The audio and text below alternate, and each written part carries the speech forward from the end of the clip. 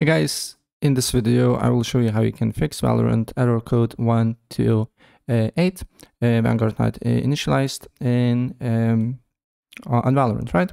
So the first step, what you need to do here, you need to go to search, then you need to write services. Then on services, you need to click on one of the tasks here and press V. You should see then VGC, then right click on it, go to properties, and then make sure that startup type is automatic, and then service status is running, not stopped, right? If you found VGC on automatic and running, then what I suggest to do here is to restart VGC, right? And after that, next step, what you need to do here is go and search and write run. And run, you need to write msconfig.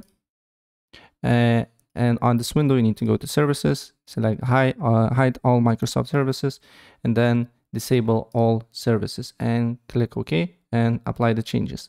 If it's not working, then go back here and enable only VGC and look if the problem persists or not. But after you start your computer, your problem should be fixed, right? So yeah, that's pretty much it.